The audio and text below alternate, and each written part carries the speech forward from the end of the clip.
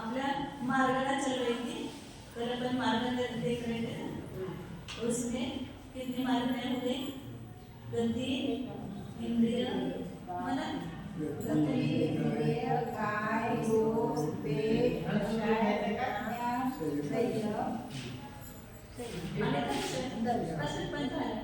दर्शन मार्ग. आता पुढची मार्ग कोणते? लेशा मार्ग. लेशा मार्गाचं स्वरूप पाहूया. तर लेशेचं आपण मार्ग पण पाहिलं होतं. हे प्रकरण एक फलटणमध्ये असताना आपण हे शिकवलं, मला तर लक्षात येईल, नंतर लक्षात येईल. फलटणमध्ये आपण घेतलं होतं हे सगळं. जीवकांडमध्ये आलं होतं आणि जीवकांडमध्ये पण लेशेचं स्वरूप आलं होतं सगळं. आणि सामान्य गुणस्थान मार्ग आपण घेतलं. 71 नंबरच्या याच्यामध्ये प्रश्न आहे. कुठला नंबर आहे? लेशा कशास म्हणतात? लेशा किसको कहते हैं?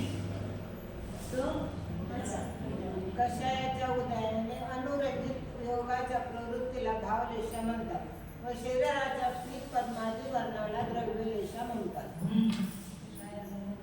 लेशा में दो का एक मिश्रण मतलब प्रवृत्ति है. कषाय से अनुरंजित. वास्तव में योग प्रवृत्ति लेशा है.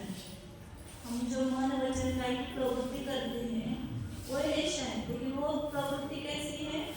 कषाय से अनुरंजित है, मतलब कषाय से रंगी हुई है. क्योंकि संसारिक जीवन में कषाय और योग दोनों एक साथ चल रहे हैं. तो केवल कषाय लेंगे तो कषाय की प्रवृत्ति अलग लेंगे, तो योग का मन वचन काया के परिस्पंदन लेंगे. लेकिन जब लेशा लेंगे तो इन दोनों की मिली जुली जो एक परिणति है. मतलब हम जो कुछ भी कार्य कर रहे हैं योग, तो वो प्रवृत्ति कर रहे हैं, उसमें हमारे कैसे तीव्र कषाय से करते हैं, मंद कषाय से करते हैं, मध्यम कषाय से करते हैं, या किस प्रयोजन से करते हैं, उसके ऊपर लेशा निर्भर होती है. अंतरंगामध्ये प्रयोजन काय आहे आपलं ते करण्यापाठीमागचं, त्याच्यावरती लेशा ठरते. आता एकच कषाय आहे, परंतु त्या कषायाचा उपयोग कोणी चांगल्यासाठी करतो. म्हणजे आता तुम्हाला कषाय आहे, राग भाव आहे, लोभ आहे ना, तो पण एक प्रकारचा लोभ है. हमारे मन में राग भाव है, तो कोई स्त्री पुत्र मित्रादि पर राग करके अशुभ में चला जाता है. उसकी प्रवृत्ति कैसे हो जाती है? अशुभ हो जाती है. और कोई वही राग देव शास्त्र गुरु में लगा करके अच्छी मन वचन कह के अच्छी प्रवृत्ति करता है. तो दोनों भी कषाय समान होते हुए भी वहाँ पर लेशा भिन्न भिन्न हो. जो शुभ राग से वहाँ पर अपनी प्रवृत्ति कर रहा है तो वहाँ पर शुभ लेशा कही जाएगी, और जो अशुभ प्रयोजन से कर रहा है वो अशुभ लेशा हो जाएगी. कषाय की रेंज समान होने पर भी एक ने कषाय का उपयोग अपने अशुभ के लिए किया और एक ने शुभ के लिए किया. तो यहाँ पर कहना क्या है कि कषाय के उदय से जो की योग प्रवृत्ति हो रही है उसको लेशा कहते हैं. उसके लिए बहुत अच्छा दृष्टांत है. ये 6 प्रकार की लेशा बताइए. कृष्ण नील कापोत पीत पद्म शुक्ल. एक ही कार्य करे लेकिन सभी सबकी लेशा समान होगी ऐसा नहीं. जब मंदिर की मीटिंग होती है ना, तब देखो सबका अपने अपने लेशा अनुसार वहाँ पर एक क्या बोलते हैं, अपने अपने मत विचार आते हैं तो सबके अलग अलग विचार आते हैं, क्यों? क्योंकि सबकी लेशा अलग अलग है, वो लेशा दिखाई देती वहां पर अलग अलग कैसे है। तो कोई 6 पत्नी जा रहे थे यात्रा करने के लिए और रास्ते में उनको भूख लगी, एक जंगल में पहुंच गए, अब खाने को कुछ नहीं था। फिर सबने तय किया कि जंगल में देखते कोई पेड़, वहां पर कोई फल लगे होंगे तो उसको खा करके अपन पेट भरेंगे। अब जंगल में क्या मिलेगा, खाना तो मिलेगा नहीं। फिर देखने लगे तो एक पेड़ बड़ा ऐसा था, उसमें फल सब लदे हुए थे। तो सबने विचार किया अब इस फल को खा करके हमारे भूख शांत हो जाएगी। तो फिर उसमें 6 प्रकार के व्यक्ति थे, फल तो सभी को खाना था, लेकिन एक व्यक्ति बोलने लगा कि कितने सारे फल हैं, इसको अपन जड़ से उखाड़ देते हैं तो पूरा पेड़ गिर जाएगा, तो सब फल मिल जाएंगे अपने को, सब खा लेंगे फल तोड़ करके। कहाँ से उखाड़ना, वृक्ष को जड़ से उखाड़ देंगे तो एक में सब एक साथ अपने को सब फल मिल जाएंगे।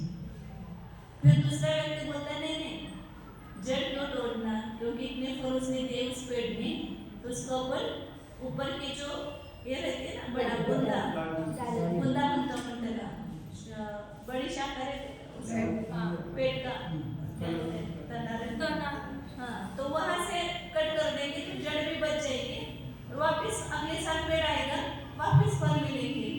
तो जड़ से क्यों उखाड़ना, तो रहने दो उसको, ऐसा वो कहता है दूसरा। फिर तीसरा व्यक्ति बोलता है इतना बड़ा पेड़ तो तोड़ने की क्या जरूरत है, अपन छोटे छोटे जो डालियां होते हैं ना, उसको शाखा शाखा एक एक शाखा निकलते हैं, जिस शाखा में फल लगे उतनी शाखाएं काट कर देंगे तो हमें फल मिल जाएंगे, इतना बड़ा पेड़ काटने की भी जरूरत नहीं है। फिर चौथा व्यक्ति बोलता है कि इतना बड़ी बड़ी शाखाएं भी कट करने की क्या जरूरत है, जो छोटी छोटी डाली में जो लगे हैं ना फल, जिसमें आगे जो छोटी छोटी डाली आती हैं उसको ही तोड़ देंगे तो सब फल मिल जाएंगे। फिर पांचवा व्यक्ति बोलता है कि उस डालियों को तो क्यों तोड़ना, खाली फल जो है उसको तोड़ करके खा लेंगे। फिर छठा व्यक्ति बोलता है इतने फल तो क्यों तोड़ना, जो कच्चे होंगे वो तो हम खा नहीं पाएंगे, तो जो फल पक हुए हैं और नीचे गिर गए हैं वही मीठे होंगे, वही हम खा करके पेट भर लेंगे। बहुत सारे पेड़ गिरे हुए नीचे, तो 6 व्यक्ति सबको फल खाना है, लेकिन सबके विचार कैसे हुए, तो उसमें से क्या दिखाई दे रहा है, कषाय दिखाई दे रही है। कितनी भिन्न जाति की कषाय है। कोई भी आप घर में भी काम निकालो, देखो कि कितने लोगों के कितने विचार आते हैं। कोई एक घटित होती घटना उस समय भी देखो सबके विचार कैसे अलग अलग होते हैं, मतलब सब वो लेशा का रूप दिखाता है, उसके अंदर भी कैसी लेशा बैठी हुई है। तो जो पहला जड़ से उखाड़ने का विचार करता है तीव्र कषाय है, तो उसकी कौन सी लेशा होगी, कृष्ण लेशा। दूसरा व्यक्ति उसकी भी कषाय है तीव्र, लेकिन उससे कम तीव्र है, उसको जड़ से नहीं उखाड़ना चाहता है, उसको ऊपर से उखाड़ना चाहता है, तो उसकी उससे कम तीव्र कषाय है, तो उसको का उस लेशा का नाम है लेशा। ये दृष्टांत है, ये एक पेड़ का दृष्टांत दे करके ऐसे हर जगह ऐसा होता है वहां देखना। तीसरा व्यक्ति आएगा, तीसरे व्यक्ति की जो कषाय वो कैसी है, उसकी प्रवृत्ति खाली कषाय नहीं, कषाय से अनुरंजित हुई होगी प्रवृत्ति, जो मनोरंजन की प्रवृत्ति कर रहा है वो वचनों से वहां पर पता चलता है कि अंदर में कैसी कषाय बैठती है, तो वो उसको नाम दिया गया कृष्ण का लेशा। लेकिन इन तीनों की भी लेशा कैसी है, अशुभ लेशा कहा जाता है इसको अशुभ लेशा कहते हैं।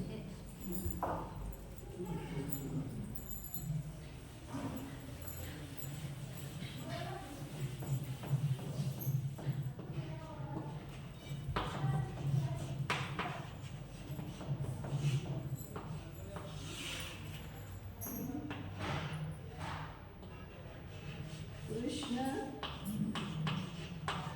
दूसरी है नील। कृष्ण मतलब सबसे काला, उसका नाम भी वैसा दिया, और वो रंग के अनुसार उसको द्रव्य लेशा के अनुसार कापुत, ये कृष्ण से थोड़ा कम ये होता है अशुभ, और उससे ये कम अशुभ होता है कापुत।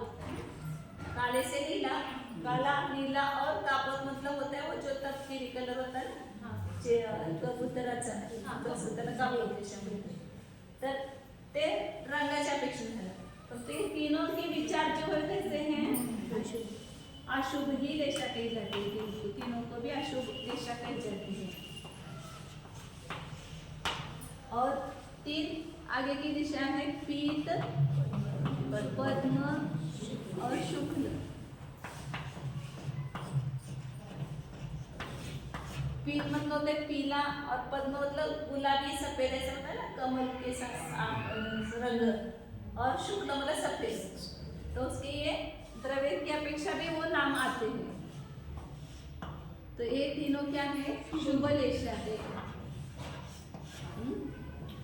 इसके जो लक्षण बताए हैं, मतलब ये पेड़ का तो दृष्टांत दिया, लेकिन ऐसे अन्य समय में भी जो कषाय चलती है, तो कृष्ण रेशा वाले के परिणाम कैसे होते हैं, तो उससे तीव्र कषाय. हम देखते हैं व्यक्तियों में कि झगड़ा करना बार-बार, कई बार भी जाएंगे झगड़ा करेंगे, वह पानी नल में पानी आएगा. पुराने अभी जमाने की बात है, अभी तो बोल सकते घर घर में नहीं. तो पुराने जमाने में क्या होता था, एक सरकार का नल रहता था और वहाँ सब पानी भरने जाते थे. तो वहाँ भी जाएंगे तो क्या करेंगे, सबके साथ झगड़ा करेंगे. मेरा पहला नंबर होना चाहिए, मैं पहले आया था, आप बाद में आए, ऐसा करके फिर वहाँ पर भी झगड़ा करेंगे. आप खाना खाने जाएंगे तो वहाँ पर भी झगड़ा करेंगे, हम पहले आए, आप कैसे पहले बैठे, आपको ये दिया मुझे दिया ही नहीं, ऐसा करके झगड़ा करेंगे. तो कृष्ण रेशा वाले व्यक्ति का और आज स्वयं की प्रशंसा करना, दूसरे की निंदा करना, वैर धारण करना, वैर धारण सुईरम दीर्घकाल तक वैर धारण करना, ये सब जो भी लक्षण दिखाई देते हैं किसी में पाए जाते, अपने भी पाए जाते समझो, तो समझना कि हमारी कौन सी रेशा है, वो कृष्ण रेशा. और मिथ्या तो अवस्था में तो रेशा अंतर्मुहूर्त में बदलते रहते हैं, अशुद्धि होती कभी शुद्धि होती है. तो शुद्ध नहीं हुआ, लेशा शुद्ध नहीं होता. लेशा तो सब कर्म का बंध करने वाली, निपत्ति की लेशा, उसका जो निरूप किया ना, जो लेपन करती है मतलब अपने को कर्म का बंध कराती है, उसको लेशा कहते हैं. इसलिए 13वें गुणस्कंध तक क्यों बंध हो रहा है, तब तक वहाँ पर लेशा है, शुक्ल लेशा, वहाँ पर भी 7वें का बंधन हो रहा है. तो कृष्ण लेशा वाले का लक्षण क्या है कि जो तीव्र क्रोधी होता है, वैर को नहीं छोड़ता है, दूसरों का झगड़ा स्वभाव रहता है, दया धर्म से रहित होता है, और किसी को वश में नहीं आता, कोई उसको वश नहीं कर पाता है, मतलब किसी की मानना ही नहीं बात, मैं जो कहूँगा वही सत्य होगा, किसी की भी वश नहीं होगा. मतलब ऐसे मान कशा है, तीव्र क्रोध और तीव्र मान समझो कि अशुभ होते हैं. क्रोध और मान ये दो कशा है ना, वो अशुभ ही होते हैं, उसमें शुभपना नहीं होता है. तो ये तीव्र क्रोध और तीव्र मान कशा जीव होता है, वो कृष्ण लेशा वाला होता है. और नीलेशा वाले का लक्षण बताया है कि नीलेशा वाला कैसे पहचानना, कि दूसरे को नहीं पहचानना है, अपने कशाई हो रही, अपनी लेशा हो रही, तो इन तीन अशुभ लेशा से मुझे बचना है. तो फिर कैसे बचेंगे, उसका लक्षण पता होगा तो बचेंगे ना. लक्षण जैसे आपकी बीमारी है, तो उसके लक्षण पता हो तो तुरंत आप पहचान लेते हैं कि मुझे ये बीमारी हुई है. तो फिर डॉक्टर के पास जाकर के क्या करते हैं, उसका इलाज करते हैं. उसका बीमारी का लक्षण ही पता ना हो, जैसे कोरोना में थोड़ा सा कुछ होने लगा कि लोग डर जाते थे कि कोरोना का लक्षण तो नहीं दिखाई दे रहा है, मुंह में टेस्ट नहीं आ रही है, सर्दी आ रही है, बुखार आ रहा है, मुझे कोरोना तो नहीं हुआ. फिर उसके लक्षण से पहचान करके फिर क्या हो जाते थे, हुआ है तो फिर दवाई करो, नहीं हुआ है तो अच्छा है. तो इसी प्रकार यहाँ पर लेशा के लक्षण पहचानना किसके लिए, अपने परिणामों को पहचानने के लिए।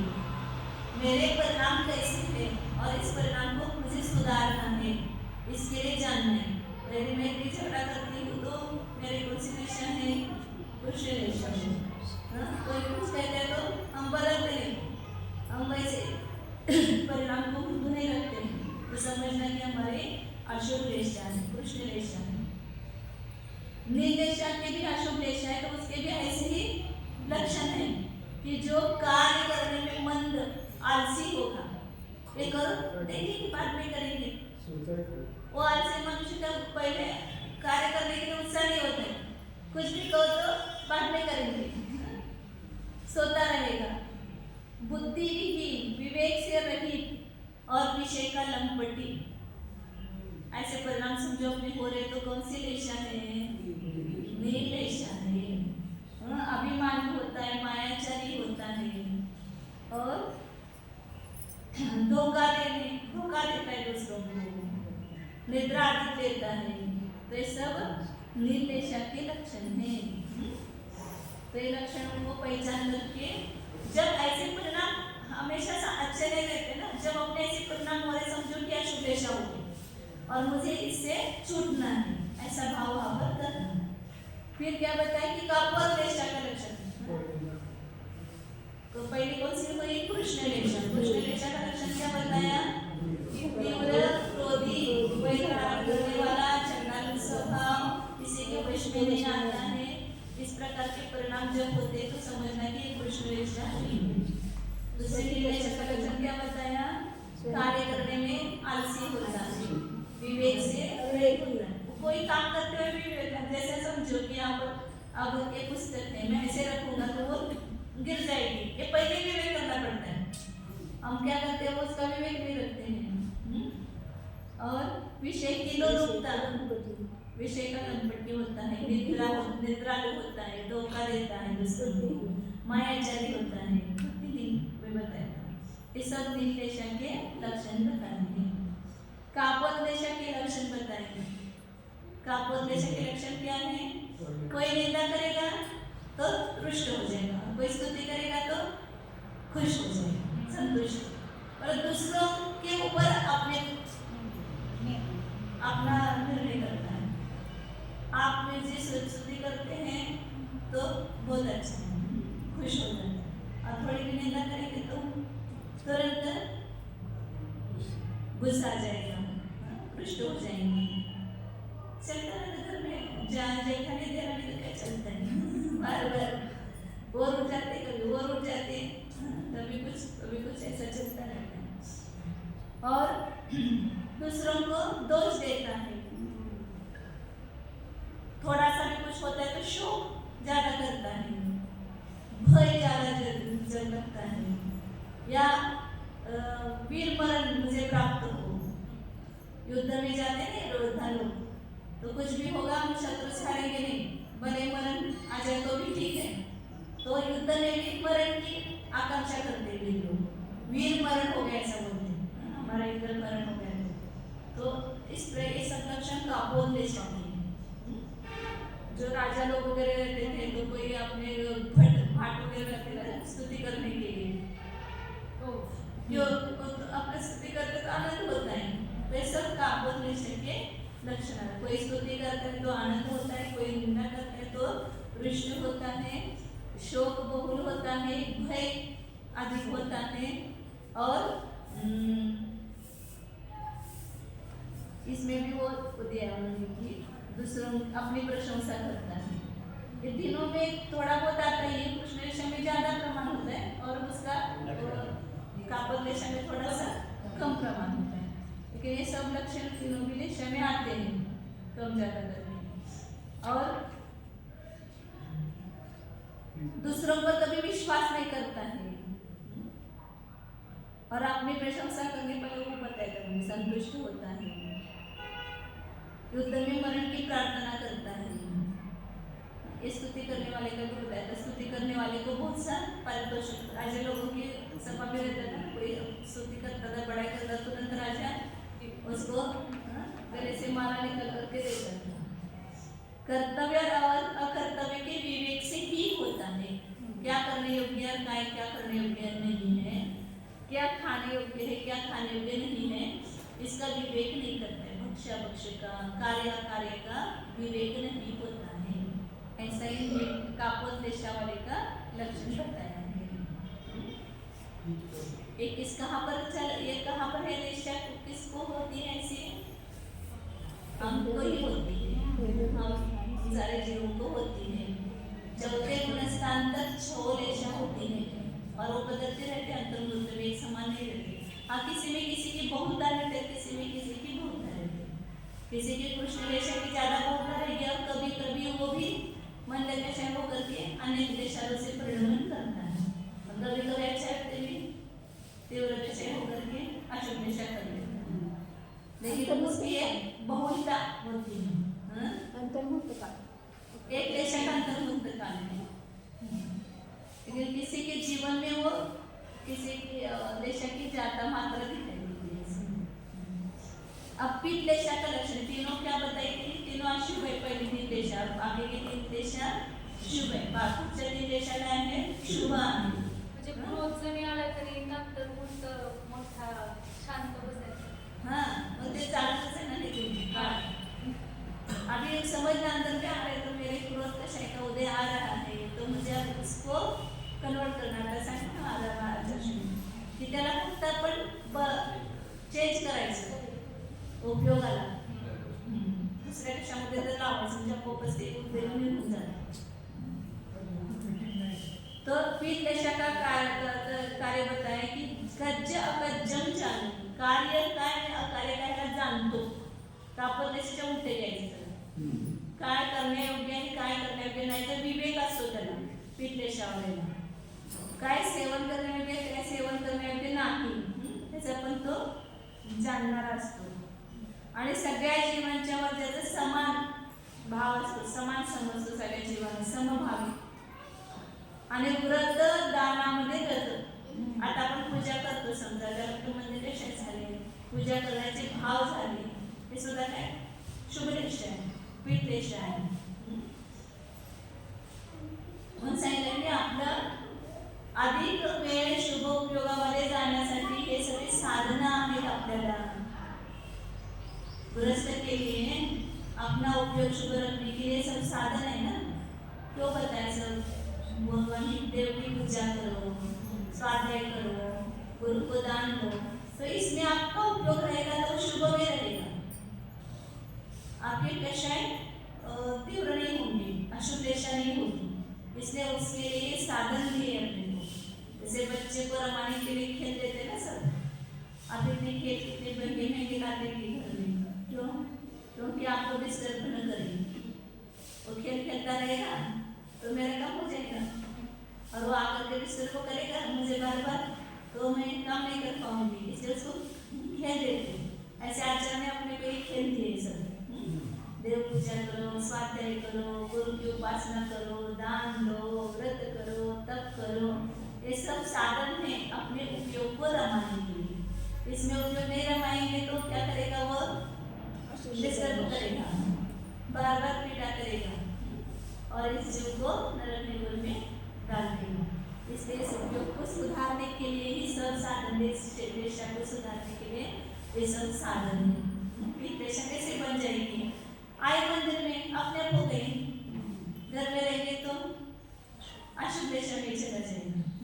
घर में रह करके भी हम कर सकते हैं, लेकिन उसके अपने को अंदर में विवेक होना चाहिए कि एक कार्य मैं कर रही हूँ, इतने कार्य में मैं उसमें उपयोग लगाने के बजाय मैं कुछ पाठ बोलूँ, छड़ा बोलूँ, प्रसंग बोलूँ, तो बोलते समय में जो उसमें श्लोक है उसके विचार में अपना उपयोग लग जाता है। मैं तो ऐसे वो रेडियो बोलता रहता है और हम काम करते रहते हैं, ऐसा नहीं करना। और आजकल लोगों को बहुत मोबाइल लगा करके करने की आदत है, वो मोबाइल का चलता रहता है, हमारा उपयोग दूसरी जगह चलता रहता है। खुद बोलो तो ज़्यादा उपयोग रहता है मोबाइल का, इतना नहीं, मैंने तो देखा है, और मोबाइल का कहीं अपना उपयोग एक दूसरी जगह चलता रहता है। तो चलो ठीक है, पीठ लेशा का लक्षण बताए, सर्व परिणाम होते हैं। अब पद्मलेशा के उससे अच्छा, उससे ज्यादा शुभ है ना, पीतलेशा से ज्यादा शुभ पद्मलेशा है, तो उससे वैसे ही परिणाम लेकिन उससे भी ज्यादा बढ़कर कैसा होता है पद्मलेशा वाला? त्यागी, भद्र परिणामी, उद्यत कर्म का पद्मलेशा से उल्टा, वो आलसी होता है ना कुछ भी करने में, और ये उद्यमशील होता है, उत्साही। अब सुषमा भाभी ने कितने दिन से कितना सब ये किया होंगे, उद्यम किया ना इतना, तो उनके भाव की सबको अनुकूलता मिली है, सब लोग इसमें अच्छे से लाभ लें। कोई भी और भगवान का कार्य तो इसमें कुछ भी ये नहीं होना चाहिए, उत्कृष्ट होना चाहिए, सब कुछ द्रव्य उत्कृष्ट होना चाहिए। आप देखो आज कैसे आनंद आता है वो द्रव्य देखकर, कितने बड़े बड़े लंबे चावल, ऐसे ऐसे वो चांदी के फूल और सोने के मतलब ये द्रव्य भी अपने परिणामों की शुद्धि को बढ़ाता है। इसलिए भगवान को अच्छे द्रव्य चढ़ाने के लिए क्यों कहा है कि उस द्रव्य से अपने परिणामों की शुद्धि होती है, उसको देखते हम भी कभी पूजा करते थे ना, ऐसे ऐसे चावल कभी मिल जाते छोटे छोटे, तो परिणाम नहीं चढ़ते थे।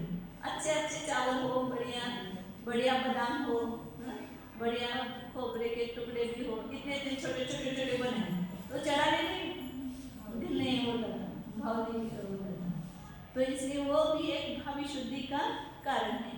तो ये पद्मलेशा वाला जीव ऐसा निरंतर प्रयत्नशील रहता है, उद्यम रहता है, इसके लिए धर्म कार्य में उद्यमशील होता है, संसार के कार्य में नहीं।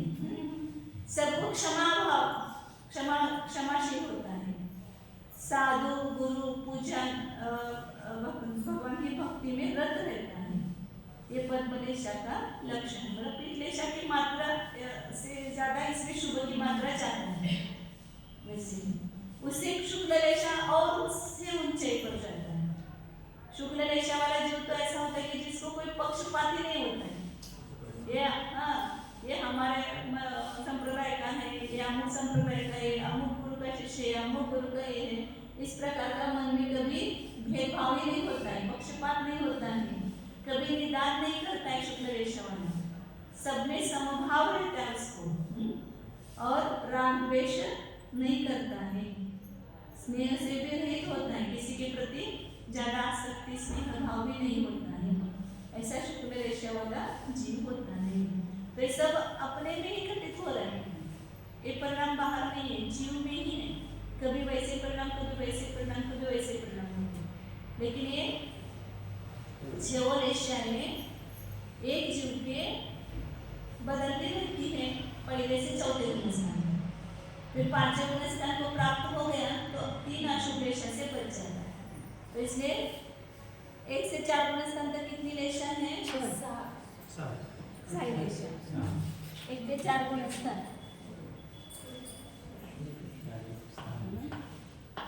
4 गुणस्थानामध्ये 6 लेशा आहे, आणि 5व्यामध्ये 5व 6व आणि 7व 3 गुणस्थानामध्ये 3 शुभ लेशा. किती फायदे आहेत बघा देसाई धारण केला तर, खूप खूप म्हणजे सगळं कर्णाने वाचताना तर सगळे फायदे लक्षात येतात की किती अनुभाग कमी होतो, किती स्थिती बंद कमी होते, किती प्रकृती बंद कमी होतं, किती त्याचं संक्रमण ते कमी होते, ते सगळं लक्षात येते तिथं. रौद्र ध्यान 5वें गुणस्थान है, उसका विषय कौन सा है? निदान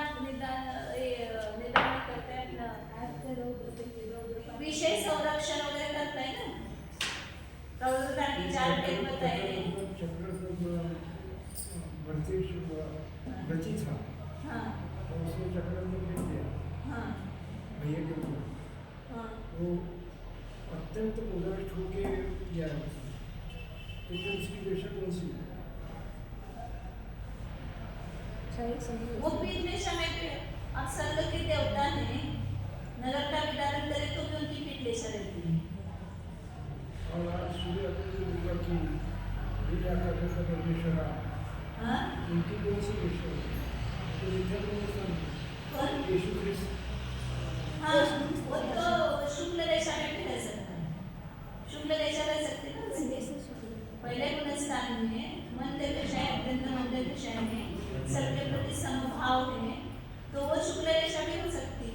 अभव नीचे कृष्ण को बोलेगा है नॉन हेवी कहता है ज्यादा तो उसी में शुक्ल रेखा रहती है ना। हाँ, शुक्ल रेखा रहती है ना मुखी की। तो 5वें से 5 से 7 गुणस्थान कौन कितनी रेखा होगी? 3 शुभ रेखा। 3 शुभ रेखा ही होगी केवल। और आगे 8वें गुणस्थान से 13वें गुणस्थान तक कौन सी होगी? मतलब 10वीं तक वो वास्तविक है। 11वें 12वें 13वें में उपचार से वहाँ पर भी रेखा का है, क्योंकि योग प्रवृत्ति है, इस कारण से रेखा कहा है। तो एक शुक्ल रेखा ही है 8 से 13वें गुणस्थान तक।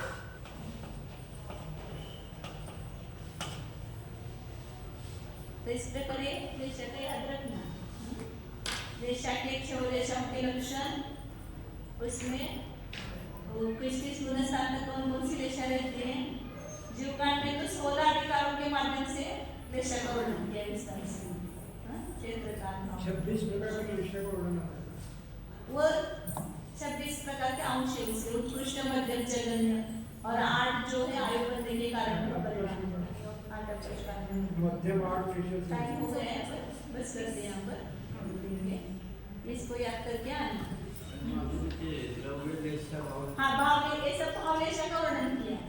और जो शरीर का वर्ण होता है उसको द्रव्य रेखा कहते हैं। वो नाम कर्म के उदय से, वर्ण नाम कर्म है ना, उसके उदय से जो शरीर को वर्ण मिलता है, तो काला वर्ण मिला तो कृष्ण रेखा समझना। उसे नीला काला करा थोड़ा कम रहता है, वो नील रेखा है। ऐसे हाँ, गवार वगैरह वर्ण से तो व्हाइट एकदम ऐसा ग्रे कलर। हाँ,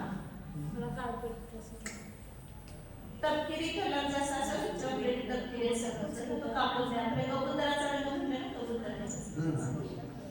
आणि पीक म्हणजे पिवळा, पद्म म्हणजे गुलाबी पांढरा असा असतो, आणि शुक्ल म्हणजे पांढरा. त्या शरीराचा वर्ण, त्या शरीराचा जो वर्ण असेल त्याला ती द्रव्यरेषा म्हणायची.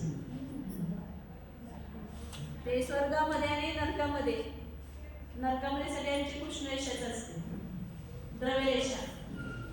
आणि हे नरकामध्ये 3 अशुभ रेषाच असतात, भावरेषा. आणि स्वर्गामध्ये 3 शुभ रेषाच असतात. आणि देवांच्या मनुष्यामध्ये 6 रेषा असतात. एकेंद्र त्या सौम्य पंचेंद्रपर्यंत 3 अशुभ रेषा असतात. एकेंद्र ते चतुर्थ्यापर्यंत असौम्यला 4 रेषा असतात आणि सौम्यला 6 रेषा असतात.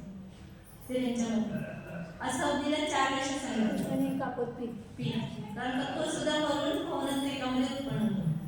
भवनवासी गंधर्वासीमध्ये असौम्य पंचेंद्रिय त्रियांचे जीव मरून पहिल्या नरकात जाऊ शकतो, किंवा भवनवासी आणि गंधर्वासी सुद्धा होऊ शकतो. म्हणून 4 रेषा सांगितल्या. देवांच्या रेषा, द्रव्यरेषा वेगळ्या वेगळ्या. भावरेषानुसारच त्यांचे द्रव्यरेषा असतात. जीवन पण एकच रेषा असते ना सगळ्याकडे. हां, नरकामध्ये आणि स्वर्गामध्ये एकच रेषा असते, बदलत नाही. म्हणजे पण त्या रेषेचे अंश बदलू शकतात, तीव्र, मध्यम असे. ओम जानिए हमें शुद्ध चैतन्य जीवनी रेषा रहित अरेषा स्वरूपी अनादि अनंत एक न्यायक ही जान ही रहा हूँ, जानने के अलावा मेरा कुछ भी काम नहीं. मैं बोल नहीं रहा हूँ, मैं अन्य कुछ नहीं कर रहा हूँ, केवल जान ही रहा हूँ. खाना खाते समय भी खाने वाला मैं नहीं हूँ, मैं जानने वाला हूँ. हर वक्त जानने वाला कोई ना कोई जानने का काम कर रहा है. जो जानने का काम कर रहा है वह मैं हूँ, और अन्य जब क्रियाएं हो रही है उसका करता मैं नहीं. ऐसा भेद ज्ञानांतरण में करो और अपने वस्तु के पास जाओ. एलेशा रहित अलेशा स्वरूप ऐसा यह न्यायक परमात्मा अंतरंग में विराजमान है, उसको देखो. शुद्ध चैतन्य स्वरूप टंकोत्कीर्ण न्यायक स्वरूप अकषाय स्वरूप